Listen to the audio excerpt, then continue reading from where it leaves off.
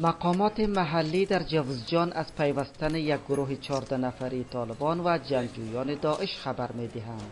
با گفته مقامات محلی ولایت جوزجان، این گروه که در تن آنان طالب و 4 تنشان داعشند، به سرکردگی حاجی ابراهیم از منطقه چقمچقر ولسوالی قشتپه به اثر سعی و تلاش ریاست امنیت ملی جوزجان به پروسه صلح پیوستند. منطقه را نارام بکنیم به جزی که مردم ما بیجا میشه، آواره میشه، مردم ملکی بیچاره ما کشته میشه، مردم فقیر ما گداتر میشه، محتاج یک لقمه نان میشه. این تسلیم شده ها میگویند که آنها به دلیل جنگ بین طالب و داعش خسته شده و با دولت یک جا شده اند.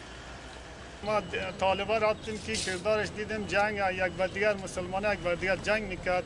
در این سبب بعد ما خوشم نامد یک بر دیگر میکشت، جنگ میکرد. باز خاطر این ما دولت آمدیم، باز دولت پیوست شدیم. این در حالی است که گروه طالبان و جنگجویان داعش 3 روز قبل در دشت لیلی جوزجان با هم درگیر شده و در اثر این درگیری هر دو طرف خانه‌های شماری از مالداران آتش گرفته و تعدادی از این مالداران نیز مانند باشندگان دیگر مناطق جنگ زده منطقهشان را ترک نموده بیجا شده اند.